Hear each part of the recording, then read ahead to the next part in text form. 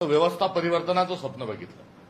हिंदवी स्वराज्य काय होतं तर हुकुमशाही, तानाशाही याविरुद्ध त्यांनी पुकारलेला लढा होता आणि त्यात आलेले मावळे म्हणजे कोण तर त्यामध्ये सहभागी झालेले मावळे, ज्या मावळ्यांच्या भरोशावर त्यांनी हिंदवी स्वराज्य स्थापन करण्याचं स्वप्न बघितलं, ते मावळे म्हणजे हे सर्वसामान्य तत्कालीन कार्यकर्ते, तत्कालीन सर्वसामान्य माणसं ही त्यांच्या सोबत आली आणि गनिमी कावा पद्धतीने म्हणजे मिळेल त्या ठिकाणी राहून मिळेल तसं त्यांनी जी लढाई लढली तीच लढाई, तशीच लढाई ही माझी प्रेरणा आहे। आणि हिंदवी स्वराज्यामध्ये तत्कालीन धर्ममार्तंड जी होती यांनी सातत्याने शिवाजी महाराजांना अडवलं। शिवाजी महाराजांच्या बद्दल उलटसुलट लिहिणारी जमात ही त्यावेळेस अस्तित्वात होती। एवढंच नव्हे तर शिवाजी महाराजांचा राज्याभिषेक होऊ नये यामध्ये खोड घालणारे लोक तत्कालीन व्यवस्थेमध्ये त्या ठिकाणी होते आणि या सर्व प्रवृत्ती आजही दुर्दैवाने अस्तित्वात आहे आणि या प्रवृत्तीच्या विरोधात लढा हा काँग्रेस देईल हा ठाम विश्वास या निमित्तानं या ठिकाणी आपल्या सगळ्यांना देऊ इच्छितो। त्यामुळे हिंदवी स्वराज्याला अडथळा हा अनेक बाजूंनी होता। छत्रपती शिवाजी महाराज केवळ औरंगजेबाशी, निजामाशी, आदिलशहाशी आदी इत्यादींशीच नाही लढले तर ते तत्कालीन धर्मव्यवस्थेशी पण त्यांना लढावं लागलं आणि त्या धर्मव्यवस्थेशी लढत असताना वारकरी संप्रदायासारखे जे प्रवाह होते, जे बसवेश्वर सारखे जे प्रवाह होते, जे चक्रधर स्वामींच्या निमित्तानं जे आध्यात्मिक प्रवाह निर्माण झालेले होते, त्या प्रवाहांची कास शिवाजी महाराजांनी धरली होती आणि शिवाजी महाराजांची तीच शिकवण ही बहुजन हिताय बहुजन सुखायची शिकवण ही पुढे घेऊन जाण्याची संधी या निमित्तानं, प्रदेशाध्यक्षाच्या संधीच्या निमित्तानं मला लाभलेली आहे। तेव्हा आमची लढाई ही सुस्पष्ट स्वरूपाची आहे। आदिलशाहीच्या, औरंगजेबाच्या, निजामशाहीच्या विरोधातली लढाई म्हणजे राज्यव्यवस्थेशी आणि अर्थव्यवस्थेशी त्यांची लढाई होती। आज ती कॅप्चर सिस्टीमची आणि मुठभर भांडवलदारांच्या सोबत लढाई हाताशी घेऊन ज्या सत्ताधारी काम करतात आहे त्या विरोधात, त्या अर्थशास्त्राच्या विरोधात आम्हाला लढा पुकारायचा आहे। आणि दुसरीकडे मुठभर लोकांचाच धर्म आहे, धर्मव्यवस्था आमच्याजवळ असली पाहिजे, राज्यव्यवस्था आमच्याजवळ असली पाहिजे ही जी प्रवृत्ती आहे, आज आम्हीच सर्व आम्हीच धर्ममार्तंड अशी वृत्ती आहे, त्या वृत्तीच्या विरोधात हा आध्यात्मिक वसा असताना आम्हाला लढायचंय। आज इतकी वर्ष पुढे आल्यानंतर आध्यात्मिक आणि राजकीय स्वरूपामध्ये शिवाजी महाराजांना आदर्श मानून माझी ही कारकीर्द राहणार आहे। मी आपल्या सगळ्यांना स्वागत करतो, धन्यवाद देतो की आज टिळक भवनात मी रीतसर काम करण्याच्या पहिल्या दिवशी आलेलो असताना आपण या ठिकाणी आलेत आणि आज शिवजयंती देखील आहे। या निमित्तानं आपलं सगळ्यांचं स्वागत करतो आणि शिवाजी महाराजांच्या प्रेरणेने त्यांनी दिलेल्या सामाजिक दर्शनाच्या माध्यमातूनच माझी कारकीर्द राहील याची ग्वाही देतो, याची शपथ आपल्या सगळ्यांच्या साक्षीने या ठिकाणी घेतो। धन्यवाद।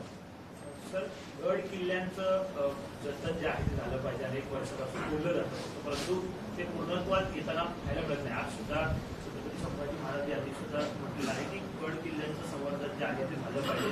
तुमची काय भूमिका आहे, काय सरकारचे भूमिका आहे?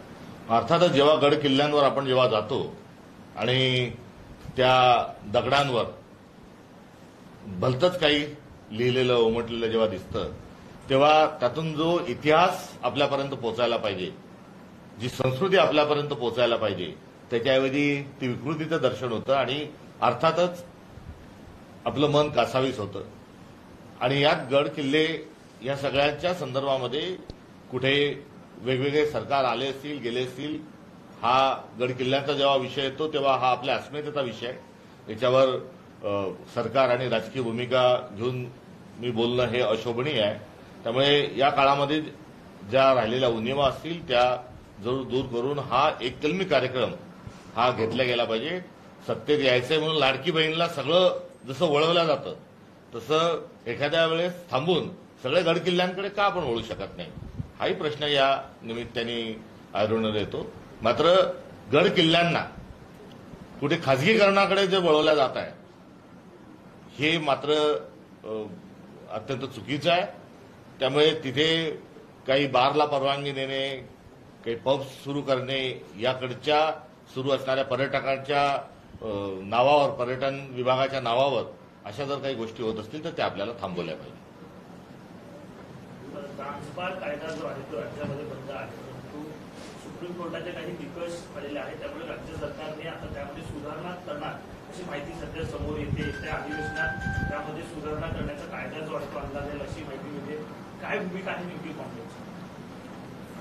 हे सरकार दिल्लीत मुजरा आणि गल्लीत काय, दिल्लीत मुजरा आणि गल्लीत गोंधळ या धर्तीवर काम करत आहे. त्यामुळे हा त्याचा पुरावा आहे की तो गोंधळ या ठिकाणी घालतात आहे. डान्स बार बंद करत असतानाच त्यामागची सामाजिक पार्श्वभूमी, त्यावेळेस त्या संदर्भामध्ये झालेले अनेक केस स्टडी, ही डान्स बारमधून काय झालं होतं, किती कुटुंब उद्ध्वस्त झाली, महिलांच्या संदर्भातल्या अनेक करुण कहाण्या त्या निमित्ताने आल्या आणि मोठ्या अथक परिश्रमाने आर आर पाटलांचंही या निमित्तानं जरूर स्मरण करणं आपलं सर्वांचं कर्तव्य आहे. आणि त्यांनी एक धाडसी निर्णय घेतला आणि त्या धाडसी निर्णयाचा आशय जो होता हा केवळ सामाजिक नव्हता, तो सांस्कृतिक होता आणि तो शेती मातीशीपर्यंत जाणारा तो संदर्भ होता. शेती विकून डान्सबारमध्ये पैसे उडवणारा वर्ग, आत्महत्या करणारा वर्ग, कुठून महिलांच्या संदर्भामध्ये अल्पवयीन मुलींना परराज्यातून आणण्यासारखा चे प्रसंग त्यातून होत होते. त्यामुळे इथे डान्स बारचा निर्णय घेणे म्हणजे एका अधिक एक विकृतीला सरकार जन्म देत आहे असा त्याचा अर्थ होईल. त्यांनी अजिबात असं करता कामा नये आणि असं जर ते करत असतील तर आम्ही त्याचा विरोध केल्याशिवाय राहणार नाही. एकनाथ शिंदे यांच्या नेत्यांची सुरक्षा कमी करण्यात आली गृह विभागाकडनं, जे देवेंद्र फडणवीस यांच्याकडे, त्याच्यावर दोघांमध्ये रस्सीखेच सुरू आहे असं काहीतरी चित्र आहे महाराष्ट्राच्या राजकारणात. तुम्ही कसं पाहता? त्यांना मुळात सुरक्षाच का दिली? तो सुरक्षा यासाठी दिली की हे जेव्हा आमदार इकडे तिकडे जेव्हा फिरत होते राज्यभर किंवा त्यांच्या मतदारसंघात, तेव्हा एक घोषणा, एक आरोळी सर्वदून कार्याकोपऱ्यातून येत होती, 50 खोके एकदम ओके. त्यामुळे गेल्यानंतर 50 खोके एकदम ओके म्हणू नये आणि त्या ठिकाणी गेल्यानंतर तुम्ही गद्दारी का केली हा जबाब विचारू नये म्हणून दडपशाहीचा प्रकार म्हणून त्यांना ही सुरक्षा दिली होती. ही त्यांच्या जीवितास धोका आहे म्हणून दिलेली नव्हती. तर त्यांचा तथाकथित मान म्हणजे अपमान, म्हणजे वस्तुस्थितीजन्य प्रश्न त्यांना विचारू नये आणि 50 खोके एकदम ओके हे हा गुंज, हा आवाज, ही आरोळी दाबल्या जावी म्हणून त्यांना ही सुरक्षा प्रदान केली होती. त्यामुळे मुळातच ही सुरक्षा त्यांच्या जीवितास हा धोक्यासाठी ही दिलेली, सुरक्षेसाठी दिलेली नव्हती. भाग 2, आता मुख्यमंत्री आणि मुख्यमंत्र्यांच्या एका माणसाची एक सावली असते, आता इथे 2 सावल्या आहेत. आता सावली म्हणते की नाही मीच मूळ मुख्यमंत्री, असं बघताना आपण आपल्या डोळ्यासमोर दिसतंय. त्यामुळे विमान हवेतलं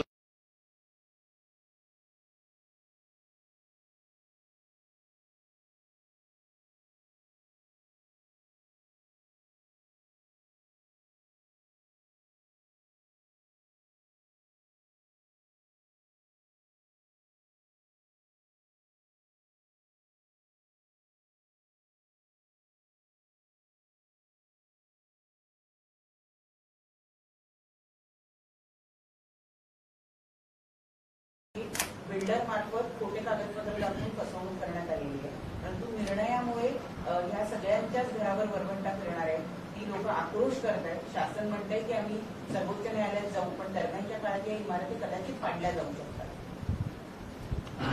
मुंबई अख्खी अडाणींच्या घशात टाकण्याचा, पर्यायाने या बिल्डर्सच्या घशात टाकण्याचं एक षडयंत्र महायुतीच्या सरकारच्या माध्यमातून हे सुरू आहे. त्यामुळे हजारो हेक्टर जमीन, शासकीय जमीन एकीकडे देत असताना त्याच्यावर यांचं पोट भरत नाही, तर इथे कष्टकऱ्याच्या नोकरदारांचे घरे गिळंकृत करणे हा कुठेतरी उद्योग हा सुरू असल्याचं आपल्याला लक्षात येतं. त्यामुळे आणि हे सगळं सुरू असताना आंदोलन किंवा राजकीय भूमिका ह्या मांडल्या जात असतानाही हे इतकं थिक स्किन सरकार झालंय की यांच्यावर आंदोलनाचा परिणाम नाही, नैतिकतेचा कुठलाही परिणाम नाही. आपण बीडच्या निमित्ताने बघतोय की जनआंदोलन झालं मोठ्या प्रमाणावर, माध्यमातून आपण सगळ्या मंडळींनी पण सहकार्य दिलं, त्याच्यावर नैतिकता देखील चे प्रश्न उपस्थित झाले. मात्र एवढं सगळं झाल्यावरही अजूनही काही त्या संबंधित डागाळलेल्या मंत्र्यांचा राजीनामा घेण्याच्या संदर्भात कुठले बोलल्या जात नाहीत, उलट पाठराखण त्यांची केल्या जात आहे. आणि हा जो निर्ढावलेलापणा आहे तो आज शिवजयंती, मी त्याचा अधिकचा दुसरा शब्द आजच्या दिवशी वापरू इच्छित नाही, मात्र हा वेगळीपणा आणि हा निर्ढावलेपणा हा डोंबिवलीच्या निमित्तानं पुन्हा एकदा त्याचा प्रत्यय आपल्याला येतोय. मात्र कुठल्याही परिस्थितीत कष्टकऱ्याची, नोकरदारांची आणि झोपडपट्टीतल्या लोकांचे जे अधिकार आहे याचा हनन होता कामा नये, या संदर्भामध्ये काँग्रेसची भूमिका राहील. नैतिकतेचा मुद्दा मांडलाय आता बोलताना. एकंदरीतच मागील 3 महिन्यांपासून आपण बघतोय बीड प्रकरण असो किंवा परभणी प्रकरण असो, एका मंत्र्यांवरती आरोप होत आहे, पण मुख्यमंत्र्यांमार्फत मंत्र्यांमार्फत टोलवाटोली होताना पाहायला मिळते. तुम्ही कसं बघता एकंदरीत काँग्रेसमध्ये? पहिल्या पंडित जवाहरलाल नेहरूजींच्या मंत्रिमंडळामध्ये लालबहादूर शास्त्री यांच्याकडे रेल्वे मंत्रालय दिलं आणि रेल्वेच्या प्रवासी रेल्वेचा ऍक्सिडेंट झाला आणि त्यामध्ये काही लोकांचा मृत्यू झाला. आणि तो मृत्यू झाल्यानंतर लालबहादूर शास्त्रींनी की मी या विभागाचा मंत्री आहे, माझ्या विभागाची कुठेतरी चूक आहे, माझा विभाग कुठेतरी कमी पडला, अपघात झाला आणि लोकांचे मृत्यू त्याच्यामध्ये झाले आणि अशा वेळेस याची जबाबदारी माझी आहे. आणि ती जबाबदारी स्वीकारून, नैतिक जबाबदारी स्वीकारून पंडित जवाहरलाल नेहरूजींच्या मंत्रिमंडळातील रेल्वे मंत्री लालबहादूर शास्त्रीजींनी आपल्या पदाचा राजीनामा दिला. आणि तो राजीनामा हा माइलस्टोन आहे, मार्गदर्शक आहे, दीपस्तंभ आहे, नैतिकतेचे संकेत सुनिश्चित करणार आहे. आणि त्या वेळेपासून एक पद्धत झाली की जर काही कुठल्या आपल्या विभागात कोणता गोंधळ झाला तर त्याची जबाबदारी स्वीकारायची, ती जबाबदारी इतरांवर टाकायची नाही. आणि त्यानंतर मग अनेक राजीनामे झाले, अनेक घटना झाल्या, कुठे आंदोलन झाले असते त्यातूनही झाले, पण प्रत्येक वेळेस नैतिकतेच्या मुद्द्यावर त्या त्या काळामध्ये हे राजीनामे झालेत. अलीकडच्या काळात नैतिकताच गुंडाळून ठेवल्याचं दिसतंय आणि आता तांत्रिकता दाखवून की दोषी आहेत नाही आहेत हा जो खेळ खेळला जातोय. मुळात मॉरल नैतिकता हे सर्वात मोठं एक उत्तरदायित्व समाजाप्रती लोकप्रतिनिधीचं असलं पाहिजे. कारण आमदार, खासदार, मंत्री हे लोकप्रतिनिधी जे असतात हे काही युपीएससी, एमपीएससीची परीक्षा देऊन आलेले नसतात, ते लोकांमधून निवडून आलेले असतात. आणि लोकांमधून जेव्हा माणूस निवडून येतो तेव्हा त्याला त्याच्यासाठी नैतिक कसोटी फार महत्वाची असते. आणि हीच कसोटी आता बाजूला सारून जी टोलवाटोलीची भूमिका घेतली जात आहे याचाच अर्थ असा की आता पुढे आपल्या काय वाढून ठेवलंय. आणि आता नैतिकताच जर आपण गुंडाळून ठेवायची म्हटलं तर आता पुढे याच्यातून कोणी कोणाला मारलं, कोणी कोणाला धमकी दिली तर काही बिघडणार नाही, हाही संकेत त्याच्यामध्ये आहे. त्यामुळे जेव्हा आपण नैतिकता गुंडाळून ठेवतो तेव्हा आपण अर्थात विकृतीचं समर्थन करतो आणि विकृतीचं समर्थन जेव्हा होतं तेव्हा संस्कृतीचा ऱ्हास होतो. त्यामुळे या प्रकरणातून संस्कृतीचं रक्षणाचं आणि संस्कृतीचा मोठ्या प्रमाणावर ऱ्हास होत आहे, ही अत्यंत खेदाची, दुःखाची बाब आहे आणि चिंतेची देखील बाब आहे. सर, ज्या पद्धतीने सरकार स्थापन झालेलं आहे, कोल्डवॉर पाहायला मिळतं, मुख्यमंत्र्यांकडून अनेक वेळा निर्देश दिले जात आहेत की कुठल्याही गोष्टी बाहेर गेल्या नाही पाहिजेत, कुठल्या गोष्टी बाहेर गेल्या पाहिजेत, परंतु कॅबिनेटच्या अजेंडे सुद्धा बांधले जातात. त्यामुळे अखेर काल मुख्यमंत्र्यांना त्यांच्याच मंत्र्यांना जो असा इशारा द्यावा लागला की अशी गोपनीयतेची शपथ आपण घेतलेली आहे तर त्याचं पालन होणं गरजेचं आहे. आता कसं हा आता खूप मोठं आम्हाला बहुमत मिळालंय, सत्ता आम्हाला मिळाली आहे. आता ती बहुमत आणि सत्ता जरी मिळाली असेल त्याचे खूप वेगवेगळे आयाम आहे आणि ती त्यांच्याकडून कंट्रोल होत नाहीये. का कंट्रोल होत नाही? कारण त्याच्यामध्ये अनेक प्रवृत्ती त्याच्यामध्ये घुसलेल्या आहेत आणि या घुसलेल्या ज्या प्रवृत्ती आहेत या काही देवेंद्र फडणवीसांना नेता मांडण्याकरता, मुख्यमंत्री मांडण्याकरता काही तयार असल्याचं दिसून येत नाही. त्यामुळे मुख्यमंत्री पद हे संविधानिक असताना, एक व्यक्ती खुर्चीवर त्या बसलेल्या असताना अनेक मुख्यमंत्री हे त्या मंत्रिमंडळामध्ये स्वतःला समजणारे दिसून येतात आणि प्रत्येक निर्णयावर अनेक मोठे अदृश्य ज्या शक्ती आहेत त्यांचा इन्फ्लुएन्स त्यामध्ये होत आहे. आणि हे आपण जे सांगितलं तो अजेंडा मीटिंगचा जो लीक करून आता या बाहेरचे जे अदृश्य हात आहेत त्यांचे फोन मंत्र्यांना जाऊन त्यांनी त्यांच्या सोयीचे निर्णय करून घेणे हे काम त्यातून चाललेलं आहे. हा त्याच्यातून स्पष्ट स्वरूपाचा संकेत आहे. काही दिवसांपूर्वी एकनाथ शिंदे यांचा सत्कार शरद पवार यांनी केला, ज्याचा विरोध शिवसेना युबीटी गटाकडनं करण्यात आला होता. मात्र शरद पवार गटाकडनं त्याचं समर्थन करण्यात आलं. तर काँग्रेसचा नेमका त्याकडे बघण्याचा दृष्टिकोन आहे. महाराष्ट्राचं एकंदरीत राजकारण जे आहे ते आपल्या सगळ्यांच्या समोर आहे. आता त्या राजकारणामध्ये आजची परिस्थिती जी आहे ती पण आपल्या सगळ्यांच्या समोर आहे. मात्र मुळात समाजकारण राजकारण हे दोन वेगवेगळे पैलू महाराष्ट्राने पहिल्यापासून सांभाळलेले आहेत. व्यक्तिगत स्वरूपाचे संबंध, व्यक्तिगत स्वरूपाचे काही असणारे नाते असतील, त्या संदर्भात वेगळेपण असेल, किंवा सर्वांनी पक्ष सोडून एकत्र कधी यावं, काय यावं, कुठे यावं, त्या संदर्भातली अनेक उदाहरणं असतील.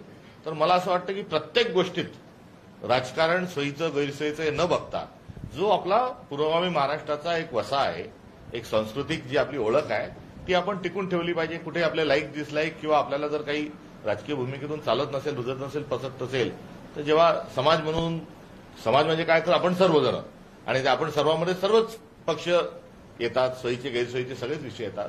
तर त्या विषयांना जात असताना प्रत्येक विषयात राजकारण बघून चालणं हे आपल्याला परवडणारं नाही आणि तो आपला वारसा नाही. ही माझी यावरची प्रतिक्रिया आहे. मुख्य निवडणूक आयुक्त ज्ञानेश कुमार यांच्या नियुक्तीला आव्हान जे आहे ते काँग्रेसने दिलं आहे. सुप्रीम कोर्टात त्याबाबत सुनावणी सुद्धा आहे. रात्रीतून निर्णय घेणे अशी कोणची वेळ होती, अशी कोणचा कॅलॅमिटी आली होती, अशी कोणची अर्जन्सी होती की तसा निर्णय घ्यावा लागेल. त्यांनी उजेडात होते पुण्य, अंधारात पाप, हा फार छान आपला भजन आहे आपलं. ते हे केंद्र सरकारचं पाप आहे की ते त्यांनी रात्री केलंय.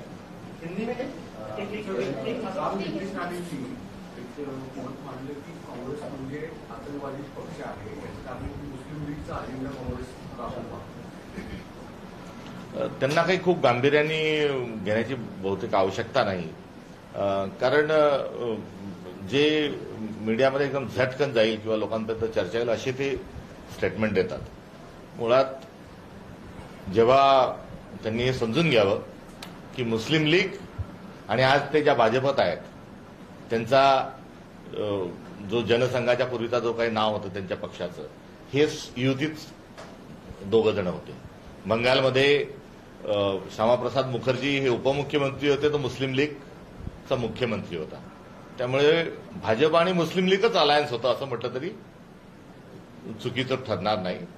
त्यामुळे आणि काँग्रेस ही नेहमी त्या उजव्या विचाराच्या विरोधात राहिली आहे.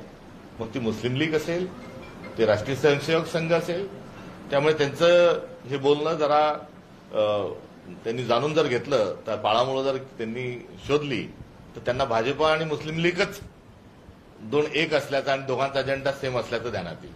संजय राऊतांनी असं म्हटलंय की जेव्हा महाविकास आघाडी सरकार स्थापन झालं तेव्हा उद्धव ठाकरे जे आहेत एकनाथ शिंदे यांनाच मुख्यमंत्री करणार होते, परंतु ते ज्युनियर नेते होते म्हणून महाविकास आघाडीच्या नेत्यांनी त्यांना विरोध केला. आता या विषयावर इतका सगळा विषय आपल्याला सगळ्यांना चघळून आलाय. आता फार आता नव्या काळात आता माझ्या नव्या कारकीर्दीकडून नवीन काहीतरी आपण अपेक्षा आणि प्रश्न विचारात ही माझी विनंती राहील. काल पदभार घेतला, संघटनात्मक बदल कधी अपेक्षित आहे आणि मुळात काँग्रेसवरती वारंवार जिल्ह्यातल्या अनेक वतनदारांच्या पक्षाचं रूप आहे. त्या जिल्ह्यातल्या जसं तुम्हाला संधी दिली गेली अशा स्वरूपात संघटनात्मक बदल काँग्रेसमध्ये तुमच्यामध्ये आहे. माझ्या नियुक्तीतूनच तो संकेत आलेला आहे. आप सब समझदार हो, समझदार को इशारा काफी आहे. ऑपरेशन टायगर राबवलं जात आहे महाराष्ट्रामध्ये अशी चर्चा आहे राजकीय वर्तुळात. याला रोखण्यासाठी शिवसेना युबीटीकडनं प्रयत्न केले जात आहेत, पावलं उचलली जातात. काँग्रेसकडनं काय त्यांच्याकडनं पावलं नाही, ह्या फोडातोडा राज्य करा, घोडेबाजार या प्रवृत्तीच्या विरोधात काँग्रेस नेहमीच राहिलेली आहे.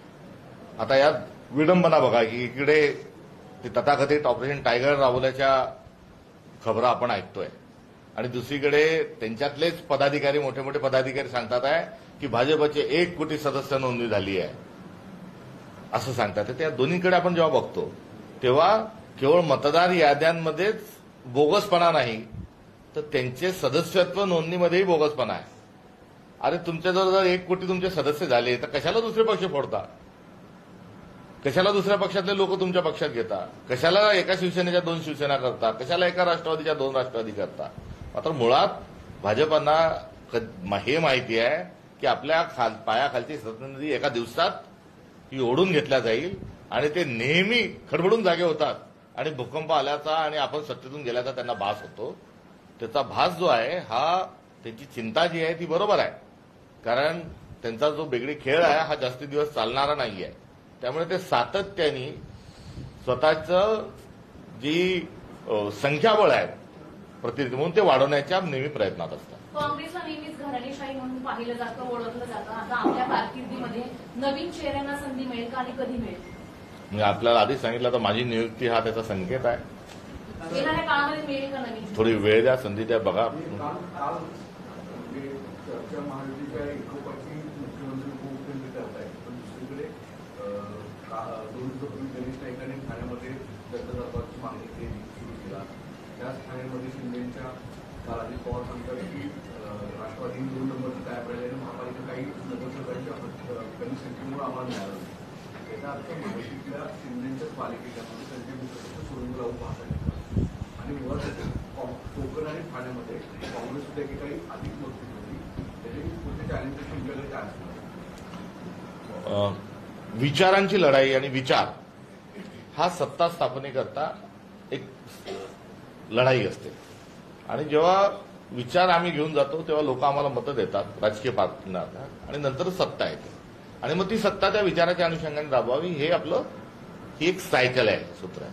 पण अलीकडच्या काळात विचार बाजूला ठेवून केवळ सत्ता याकडे फोकस झालेला आहे आणि जी महायुती आहे ही महायुती कुठेतरी भाजपचा विचार एका ठिकाणी त्यांचा असेल मात्र तोही विचार फार क्षीण झालेला दिसतोय.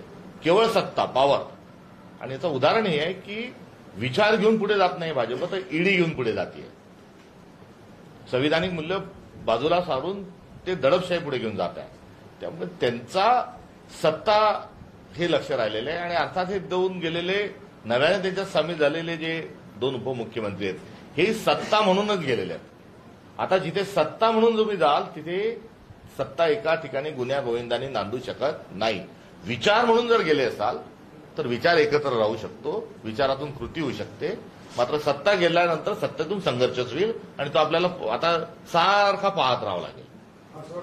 Chief election commission officer Gyanesh Kumar के नाम पे कांग्रेस ने जमकर विरोध दर्शाया है. अब कांग्रेस की आगे क्या भूमिका? विरोध दर्शाना ये हमारा फर्ज था और विरोध दर्शाना फर्ज इसलिए था कि सुप्रीम कोर्ट में हियरिंग चल रहा है, केस चल रही है और कोई भी ऐसी जल्दबाजी करने की कोई सिचुएशन नहीं थी, इमरजेंसी की कोई सिचुएशन नहीं थी. उसके बावजूद ये किया है. तो हम अभी सत्ता के बाहर हैं. वहां नेता प्रतिपक्ष के नाते राहुल जी वहां पर है, उन्होंने अपना विरोध वहां दर्शाया हुआ है. ऐसे स्थिति में सुप्रीम कोर्ट में केस भी चल रहा है और ईवीएम के खिलाफ पहले से हम लड़ाई जनता के साथ लड़ ही रहे हैं. तो हम पर्याप्त कोशिश पूरी कर ही रहे हैं. अब इसमें मेरा अनुरोध रहेगा कि लोगों ने भी इस चीज को समझकर ये जो चल रहा है उसके खिलाफ में अपनी आवाज एनरोल करना चाहिए. सरकार जिस तरीके से सरकार के भीतर 3 जो मुख्यमंत्री हैं और मुख्यमंत्री हैं, तीनों की पार्टियों के बीच लगातार समन्वय नहीं है, कहीं न कहीं मंचों पर भी दिख रहा है और दूसरी जगहों पर भी दिख रहा है. आपको लगता है कि सरकार में सब कुछ ठीक ठाक नहीं चल रहा है और इसका माइलेज या इसको कांग्रेस लोगों के बीच तक कैसे लेकर जाएगा? उनका तालमेल तो बेड़ा बिगड़ा हुआ है क्योंकि सरकार जो है विचारों पे चलना चाहिए और राजनीतिक दल भी जो होते हैं वो विचारधारा पे ही चलना चाहिए. और जाहिर है कि कांग्रेस विचार है, बीजेपी भी एक विचार था, मगर अभी बीजेपी विचार न रहते हुए वो एक सत्ता का प्रतीक बनी हुई है. इसलिए ईडी या और भी अन्य जो हथकंडे हैं वो आए दिन अपनाते रहती है.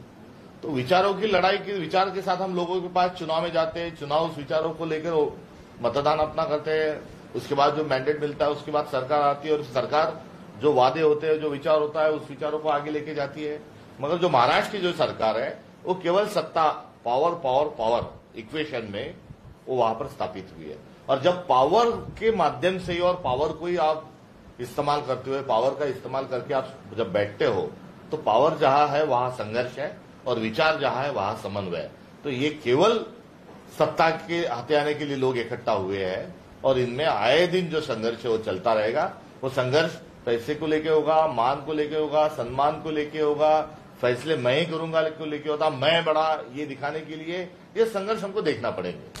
लेकिन इस संघर्ष को लेकर कांग्रेस जनता के बीच में क्या जाएगी कि नहीं जाएगी? दूसरा इससे जुड़ा एक और सवाल है कि आप चूंकि नए अध्यक्ष बने, कांग्रेस 2 बड़े चुनाव अभी झेल चुकी है और उसमें विधानसभा चुनाव में शिकस्त के बाद जो कांग्रेस वर्कर है वो काफी निराश उदास है। अब आप उसको रिवाइव करने के लिए क्या भूमिका लेंगे? चुनाव आएंगे, चुनाव जाएंगे, हार जीत जो है वो चलते रहेगी, राजनीति एक चक्र है। मगर इस चक्र में अहम जो चुनौती है वो चुनौती है कि आप आपके विचारों के साथ कायम हो या नहीं हो। उस विचार की लड़ाई आप जनता के बीच में जाके लड़ोगे या नहीं लड़ोगे। तो इस लड़ाई को लड़ने का पूरा जज्बा ये कांग्रेस कार्यकर्ताओं का है। सत्ता एक हमारा माध्यम है, साधन है, और विचार हमारा जो मूल्य जो हमारा है, जो हमारे कमिटमेंट है, हमारा ध्येय जो है वो हमारा विचार है। इस विचार को हम लोगों के बीच लेके जाएंगे।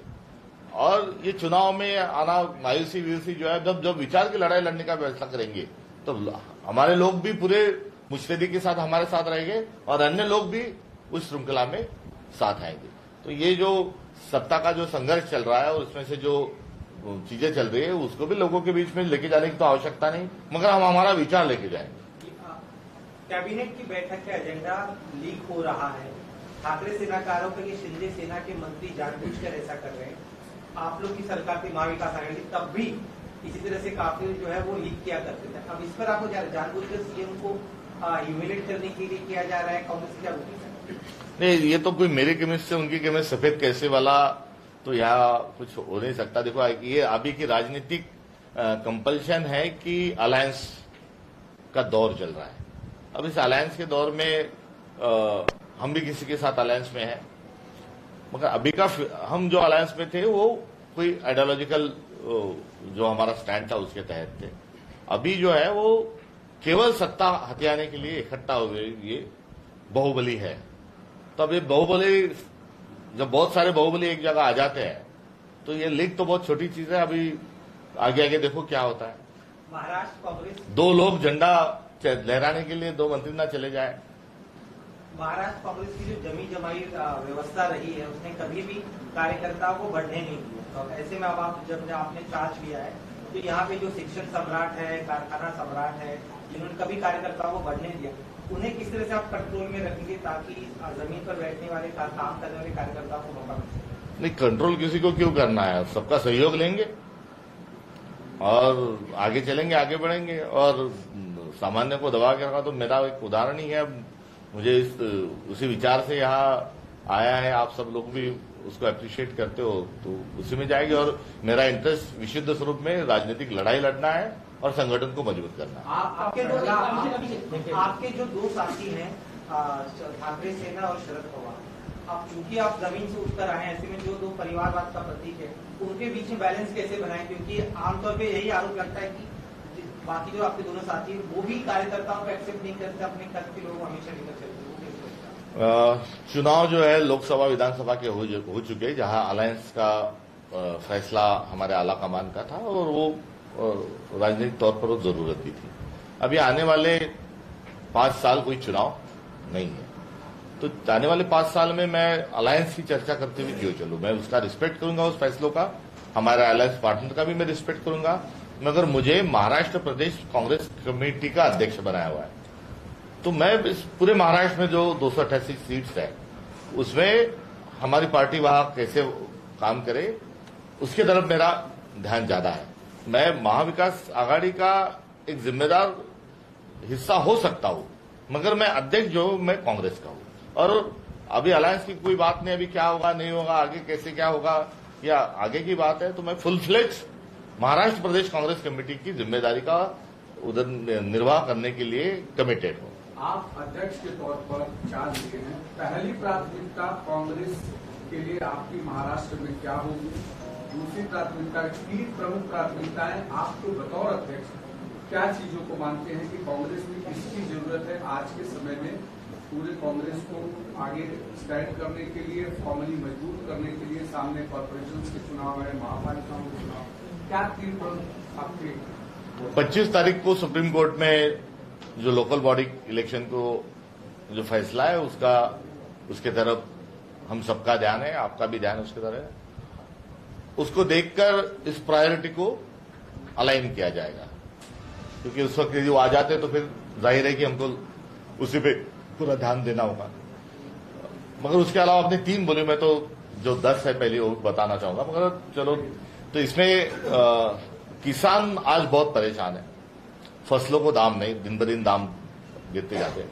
अरहर की बात हम ले तो अरहर अभी कल्टीवेट हो चुका है, और जब वो फसल घर में आई तब केंद्र सरकार ने अरहर को ऑस्ट्रेलिया से इंपोर्ट किया। वहां से लेके तो सोयाबीन को दाम नहीं, कपास को दाम नहीं, ऑनियन का जो प्रॉब्लम है वो अपनी जगह है। तो ये सारे किसानों की जो समस्या है उसको लेके हम आंदोलनात्मक भूमिका पे जाने के लिए और उस समस्या को एड्रेस करना ये प्रायोरिटी है। युवाओं की, बेरोजगारों की जो समस्या है उनके भी समाधान और उनके भी हौसला अफजाई और उनकी समस्या की तरफ भी ध्यान आकर्षित करना ये भी प्रायोरिटी है। और इसके साथ सबसे बड़ी जो चुनौती है और अब जो प्रायोरिटी कांग्रेस के माध्यम से रहेगी, तो ये कांग्रेस तो ये संविधान जो निर्माण हुआ उसमें 300 जो लोग थे, बाबा साहेब अम्बेडकर जी ने जो ड्राफ्टिंग कमेटी के अध्यक्ष थे उसको लिखा, मगर उस कमेटी में जो मेजोरिटी जो थी, और मेजोरिटी नहीं तो 2/3 जो लोग थे वो कांग्रेस के थे, 230 के आसपास। तो ये जब वहां पहली संविधान सभा में बैठे तो उन्होंने जो सत्ता देखा वो तो सत्ता हथियाने का देखा नहीं, और उसके पीछे चले जाए तो आजादी का भी जो था तो केवल सत्ता हस्तांतरण नहीं, तो भारत कैसा होना चाहिए ये था। मेरे कहने का मतलब जो है, तात्पर्य में इन दोनों चीजों को इसलिए मैंने फ्लैग किया कि इससे मेरी बात को और ताकत मिलेगी। आज महाराष्ट्र में जरूरत क्या है, तो महाराष्ट्र की जो सामुदायिक सार्वजनिक जो सद्भावना है उसमें बहुत ज्यादा बड़े पैमाने पे गिरावट है। कौन किसी जाति का सरनेम पूछ के, जो महाराष्ट्र में कभी नहीं था कि आप कौन हो का इशारा आपकी जाति क्या है, धर्म से बहुत ज्यादा आगे अब जात पूछने लग गए, कौन किस जात का है, क्या जात का है वो देख के चलने लगा है। ये बात यही नहीं रुकी, तो सामान लेने के लिए जब बाजार जाते हैं तो अपनी जात का होगा तो उसी की दुकान से सामान लाया जाए, उसी की दुकान से कपड़ा लाया जाए।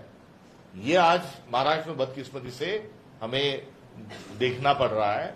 और इसके साथ साथ कोई धार्मिक कार्यक्रम होते हैं तो उस धार्मिक कार्यक्रम में वहां उद्बोधन के लिए कौन बुलाए, तो अपने जाति के आदमी को बुलाओ। यहां तक जो सद्भावना में गिरावट है ये बहुत चिंता की बात है, और इस सद्भावना को ऊपर लाना, और आज महाराष्ट्र में सबसे ज्यादा आवश्यकता किसी चीज की है तो सद्भावना की है।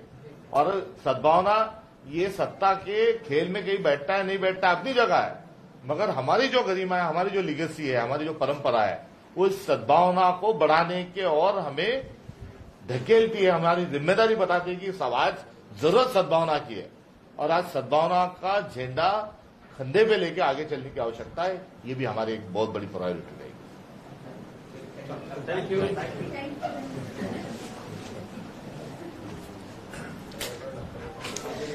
हाँ, एक रोल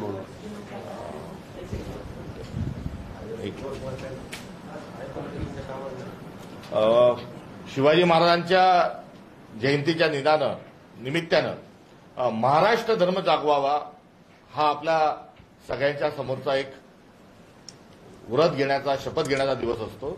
आणि महाराष्ट्र म्हणजे काय, तर महाराष्ट्र धर्म, आपण सगळेजण सर्व जाती धर्माचे एक आहोत, हे आपलं स्पिरिट आहे, हा आपला संस्कार आहे।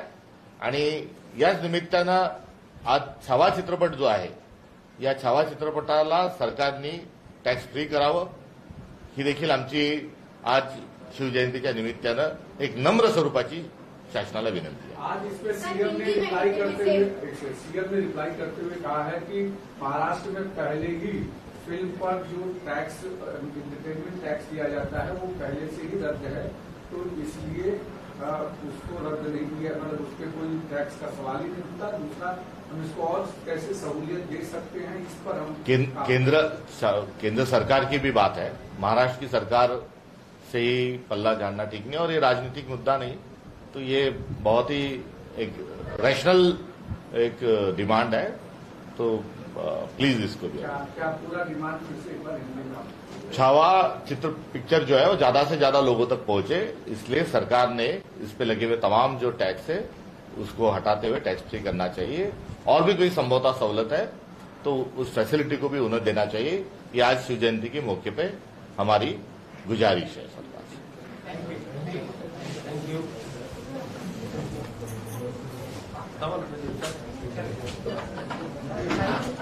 काढून घ्या म्हणजे मग